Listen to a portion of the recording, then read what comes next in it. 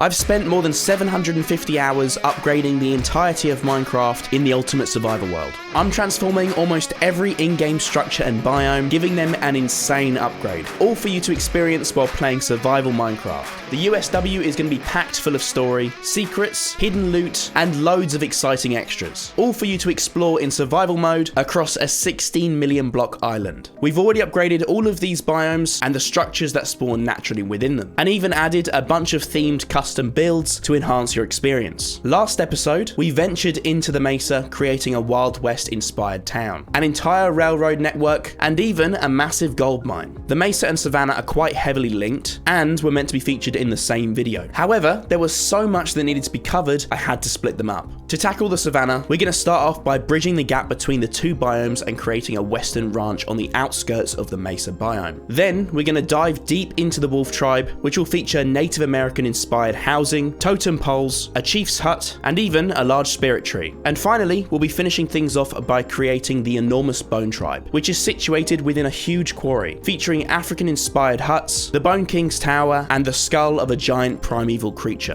But before we start, only 26% of you lot currently watching are subscribed to the TrixyBlox channel. How dare you? The Ultimate Survival world is getting closer and closer to being complete, so if you'd like me to continue this project so that you can download it via my Patreon, then be sure to subscribe, and let's hit 300,000 likes. Remember, Steph and I create all of this alone, so we need your support to continue. Speaking of, make sure you check out the StephBlox channel after this video for the Ultimate Survival World movie series. She's going to be diving deeper into the USW's backstory in her brand new video. She's exploring the vast desert, unraveling the mysteries of the evil pharaoh and his collection of treasures, and following two brave adventurers on a crazy quest. Right, I think it's time to upgrade the Savannah. Let's get into it.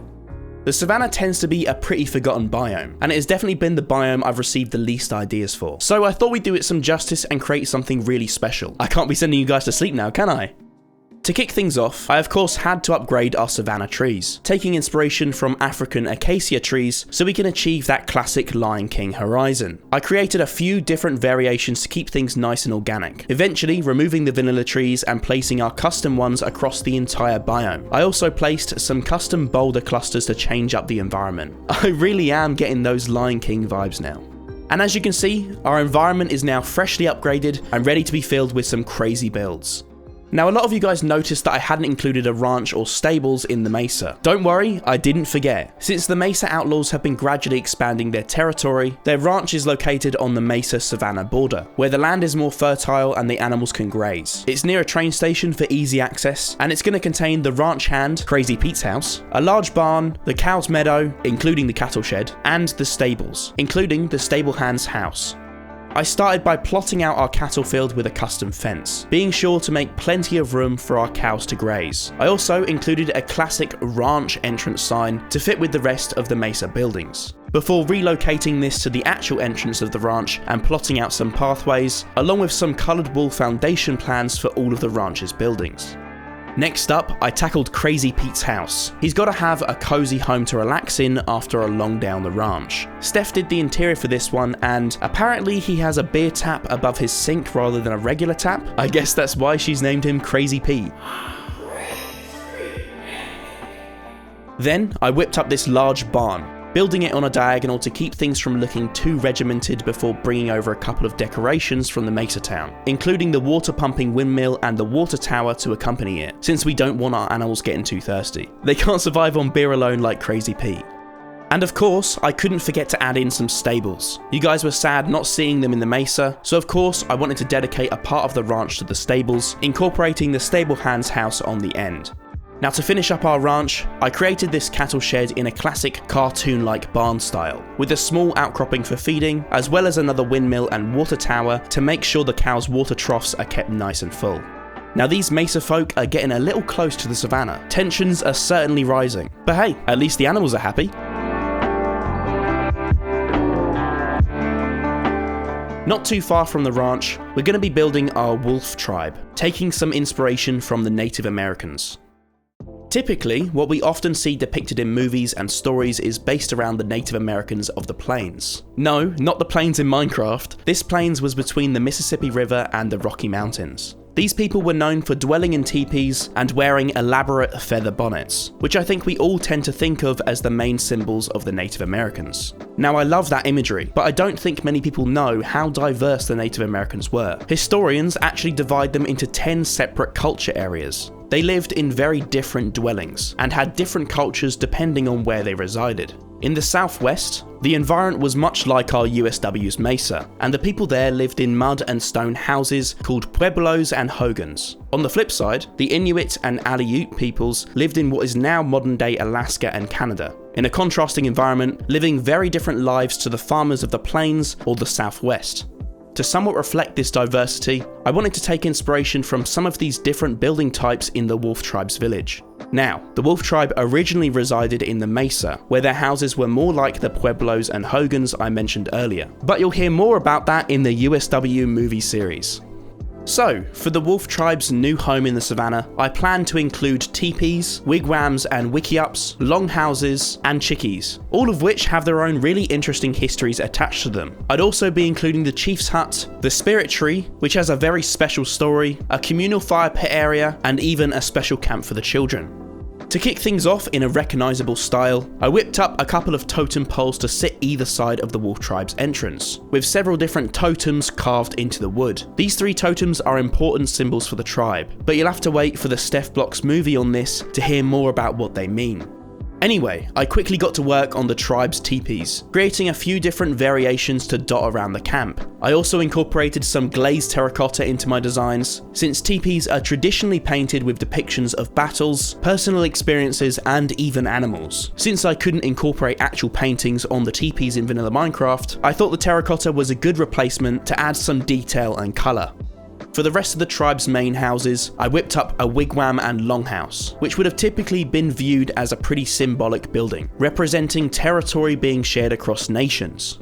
In the USW, the Wolf Tribe's longhouse represents their ancient allegiances with the desert and the jungle, and since our Wolf Tribe is based around a lake, I thought it would be pretty appropriate to include these chickees elevated above the wet ground to provide a cozy, dry dwelling for the villagers. In Native American culture, it was very common for the children to learn the workings of the camp at a young age with first-hand experiences. So I thought it'd be cool to incorporate a mini camp for the Wolf Tribe's children to hang out, where they can learn to tend to the fire, look after animals, grow their own crops, and even practice their archery. And with our various buildings complete, I scattered them across the camp, and now things are really starting to come to life. Remember, all of these buildings will have interiors too. I'm just not going to spoil the surprise, otherwise it will ruin the experience if you want to play the map for yourselves when it releases. To guard the front entrance from those pesky Mesa outlaws, I created a couple of basic, stilted watchtowers, peeking up over the large fence to keep an eye out for suspicious visitors. And you also may have noticed the large space that I left at the back of the camp, which is of course for the Chief's Hut. I was inspired by the wattle and daub style of building for this hut, as I wanted to create something completely different to the rest of the buildings to give the tribe a special place to gather before the chief. I think it actually ended up looking pretty similar to the large Dothraki hut from Game of Thrones, still fitting nicely with the theme of the camp. Just to one side of the chief's hut, I created a communal fire pit area for the villagers to gather around and included a warning bell as well as a small stables to keep a few horses. And to add some finishing touches before tackling the most important part of the camp, I added in some bridges to connect the islands scattered across the winding lake, created some areas for farming crops near the water, built a little fishing dock jutting out into the lake, hung some banners at the entrance in the tribe's very own colours, and finally added in some small totem poles either side of the entrance to the chief's hut, perhaps even including a hidden booby trap or two to ward off you Minecraft adventurers from seeking entrance to the hut. Now, this tree is not just an important spiritual tree for the Wolf Tribe, but a fundamental part of the USW's backstory. You may remember that the Wolf Tribe fled to the Savannah from the Mesa, chasing out the residents of this camp and claiming it as their own, in desperation to escape the Mesa outlaws. The original residents were known as the Bone Tribe, who we'll visit later on. The Bone Tribe's healer created magical medicines from plants and bones, and had left behind a mysterious pouch when the Wolf Tribe took over the camp. The pouch contained a strange powder, and the Wolf Tribe soon discovered that it made things grow at rapid speed. It was bone meal.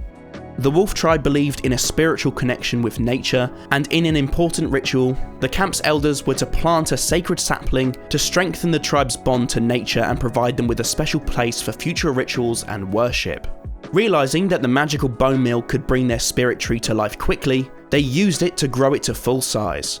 Inadvertently, the camp's elders had created a strong spiritual connection between the wolf tribe and the bone tribe, bringing this bond to life in a magical tree which grew from a combination of important ingredients from each tribe. The spirit tree called out to the wolf tribe chief, as well as the elders, encouraging them to reconcile with the bone tribe after they had forced them out of their home. The two tribes were now linked through nature. It was fate that their paths would cross, and if they were to stand a chance against the ever-expanding Mesa outlaws, their alliance was essential. But anyway, I won't give too much away for now. And that's our wolf tribe complete. I love how this turned out, and it's such a unique little area to explore. I can't wait for you guys to come across it during your Minecraft adventures.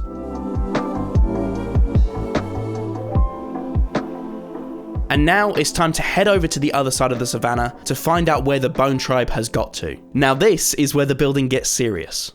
We're jumping right in at the deep end here, creating a gigantic quarry for our bone tribe to live in. This quarry was used by the bone tribe for simply mining resources. But when the wolf tribe were forced to seek sanctuary in the savannah, the bone tribe fled here. But what on earth did they do with all of this space? Well, first off, we're going to create the huge skull that plays a big part in the bone tribe's backstory, which sits smack bang in the middle of the pit. I also plan to include a variety of epic buildings, incorporating the bones discovered in the quarry, including huts, towers, tents, stilted canopies, and even a variety of profession buildings. If you've seen the USW movie series, then you'll know that the USW was once home to many primeval creatures which the first people of the island fought off. The bone tribe received their name from their legendary bone armor, forged by their ancestors from a giant primeval creature that they eliminated when it posed a threat to their people. Legend has it that the enormous animal fed the tribe for weeks, and the bones of its body were used to forge their armor, but the skull was never found. And as you can see, the rumors were true after all. Centuries later, the descendants of the bone tribe discovered the skull when excavating a large quarry to mine for materials near the savannah's hills, and it became their salvation at their most desperate time of need. In fact, the bone tribe actually view this giant beast's skull as a sacred blessing from their ancestors. When the wolf tribe were chased out of their home by the outlaws that now reside in the Mesa, the bone tribe lost their home too. They fled to the quarry, where they'd recently uncovered this gigantic skull, which none of the tribe ever really knew was more than a myth. They hid inside the skull, and it kept them safe, sheltered them from the elements, and concealed them from attackers while they were still vulnerable. It later became the hub for their tribe, and they actually dedicated different parts of the skull to different purposes. For instance, the inside of the creature's cranium is their equivalent to a main headquarters, where the real thinking happens. But we'll turn to these dedicated parts of the skull a little later. And with this gigantic skull complete, it's time to place it in the quarry. It makes a pretty epic centerpiece, but what exactly are we going to build, and where? Steph and I spent a long time planning all of the different building types that incorporate bones in an unusual way. From 2-story huts to crazy towers with bone mechanics, we color-coded each structure and decided where to place them across the quarry. This process actually took hours and hours, but it was definitely worth it to make sure everything fitted together coherently. And now for the exciting part, creating these bony buildings, incorporating giant bone and horn supports in as many different ways as possible. For the buildings themselves, I didn't want to use any one specific reference. There is so much variation in African architecture, which we wanted to incorporate into some of our buildings, whilst focusing on coming up with a unique architectural style that suits these crazy surroundings. I did, however, want to make sure that everything was intentional and meaningful.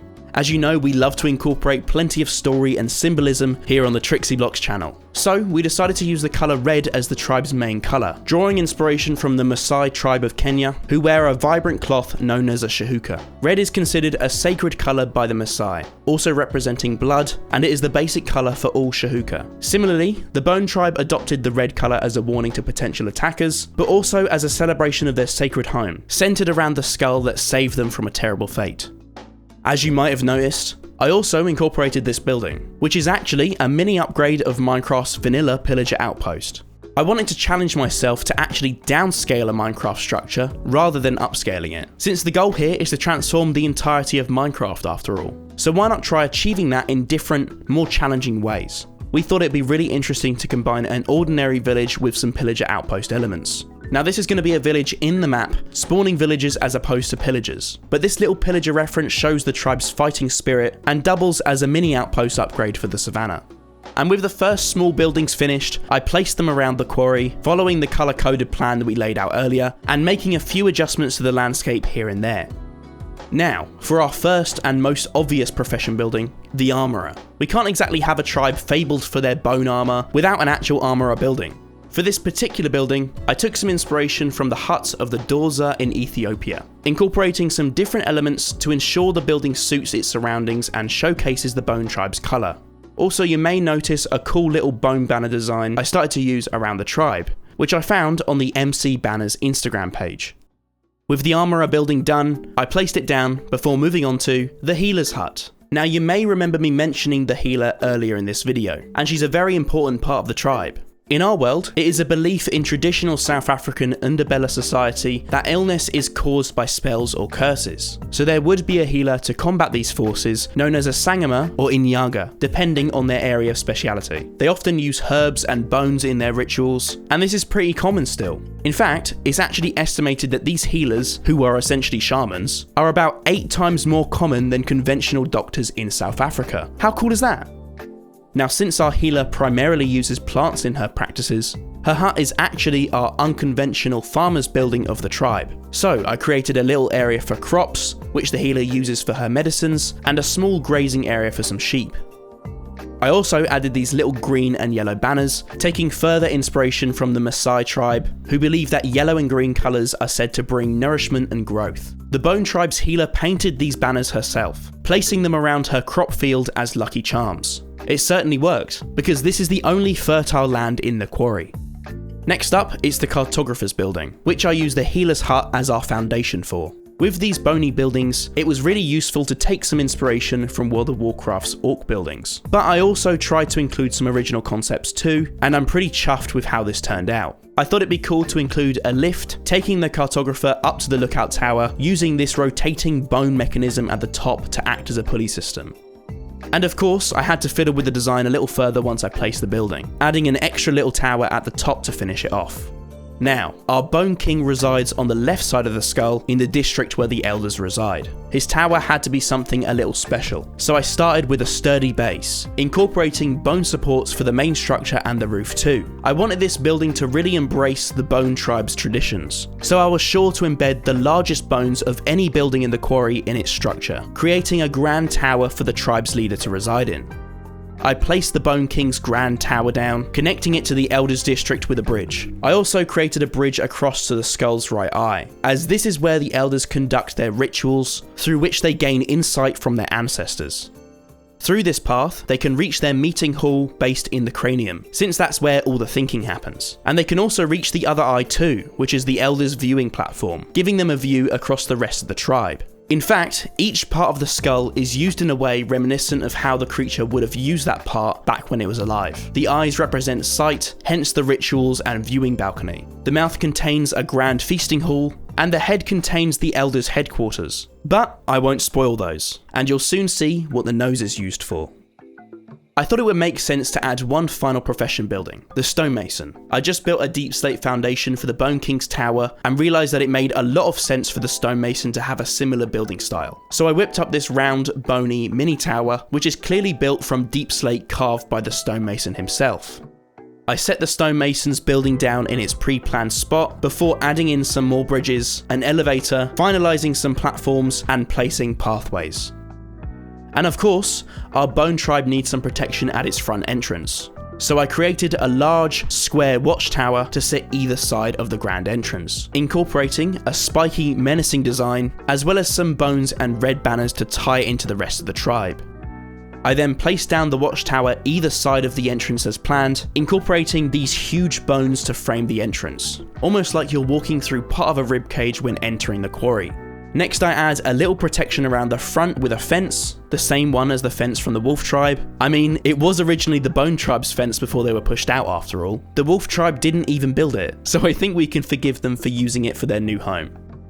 Now, to tick another Minecraft structure off our transformation list, I decided to create some smaller scale skulls and some rib cages, recreating vanilla Minecraft's fossils to act as some decoration for our Bone Tribe. I created 2 smaller skull variants, a large rib cage, as well as a campsite, some market stalls for the tribe's trading, a few fire brazier variants, and of course some rock and ore piles, since this is a quarry after all.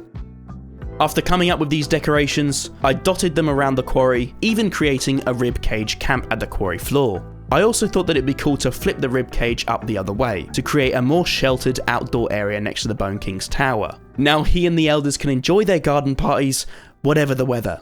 It's really crazy how much this quarry comes to life with all the final decorations, especially the fire braziers. But to add a little more functionality for the Bone Tribe folk, I dotted some cranes around, making it easier for all the heavy materials to be hauled around the various levels of the quarry. And to add a few more details, I whipped up some canopies for supplies, and added a couple of camps just past the quarry border, where the tribe's hunters and foragers are stationed. And last but not least, we're finally discovering what the tribe uses the skull's nose for. When the tribe were forced to flee their home by the wolf tribe, which was really all thanks to the outlaws, the tribe hid inside the skull. When they lit their first fire, it was fundamental to their survival, and the camp kept that fire alight no matter what. The elders ordered that the 2 things that had enabled their survival should be unified, and that the flame of the great fire should never dwindle. The fire now resides in the skull's nostrils as a constant beacon of hope, said to breathe life into the camp. The tribe also tells stories from the Great Fire's smoke, including the tale of their ancestors' epic battle with the giant creature, whose skull provides the foundation to their tribe today. The camp's designated firekeepers keep the flame alive, which is actually not dissimilar to the traditions of the Himba tribe situated in Namibia. Their holy fire is called the Okaruwa, which they must keep burning, the smoke of which they believe connects them to their ancestors. To add the final touches, I scattered some grass, trees and rocks around the edge of the quarry to blend things with the rest of the biome nicely. And that just about wraps up our Bone Tribe. This is probably one of the most unique builds in the entire USW, and definitely makes for an epic spot for an adventure. So let's take a look at everything that we've built in our upgraded Savannah biome.